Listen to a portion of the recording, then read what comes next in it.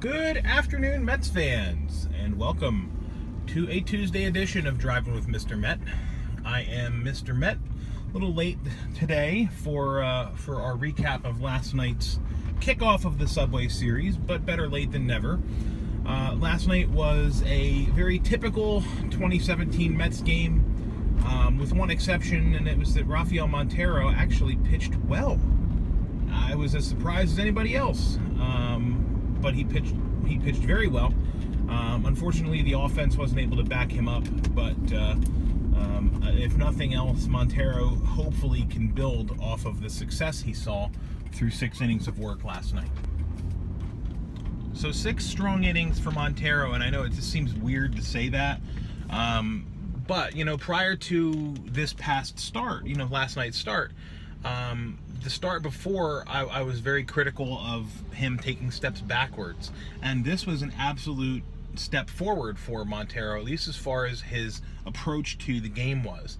And it was what was really nice about it was hearing Gary and Keith and Ron really commenting on it during the game, talking about how he was attacking hitters, how he was throwing the ball inside, which I think is an absolute lost art in the game of baseball today. But Montero was not nibbling, and I think that's the most important thing, and I've said that about him from the beginning. Don't nibble. Trust your stuff. Stop trying to be cute. Stop throwing to the outside corner. Stop throwing the ball away from the plate. Trust your stuff. Trust your team behind you. He did that through the first 6 innings, through his 6 innings of work last night. Now, of course, he made a couple of mistakes. We knew that was going to happen. But dude, he gave up 1 run. I mean,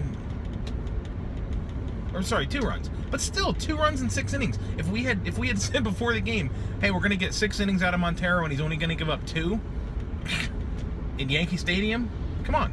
I mean, what more can you want from the guy? Not much more than that. So again, I'm still not sold on him. I still think he'd be much better off elsewhere.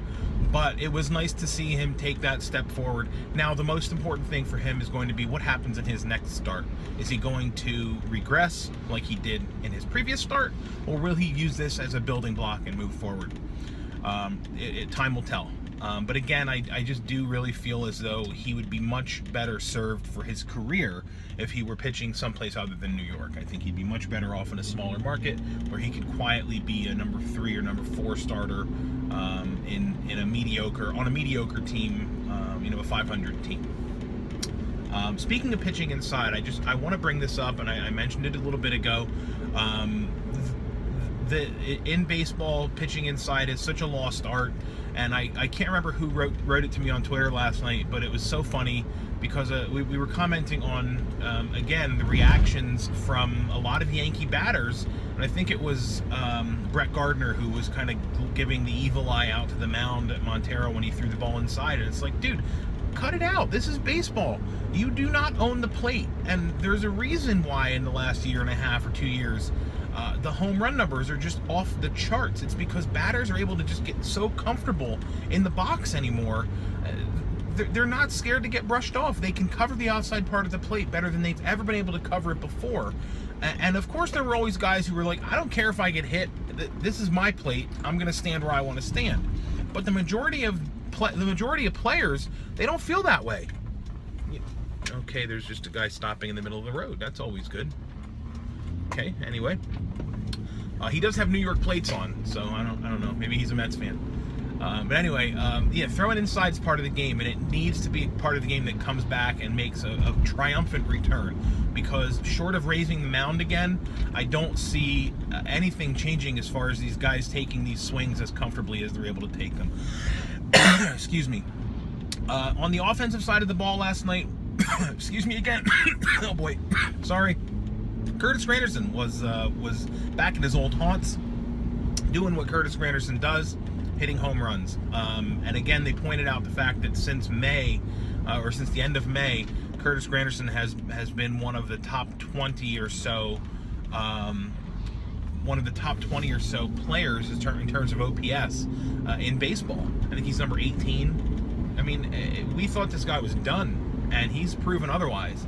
And he's proving the point that he may be a valuable commodity for the Mets in 2018 as a fourth outfielder. He's the kind of guy who has shown prowess coming off the bench. He's a pro, he's a veteran, and having dumped what the Mets have dumped over the last month or so as far as their veteran players are concerned, the Mets are going to need a veteran leader in that clubhouse, and I don't know that there's a better guy in the world of baseball to take on that role than Curtis Granderson, other than perhaps David Wright, who we may never see again. But anyway, last night's loss, 4-2.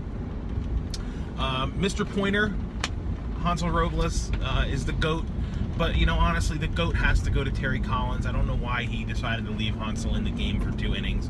You roll the dice with Robles for 1 inning. He is able to escape without giving up a run and without giving up a home run.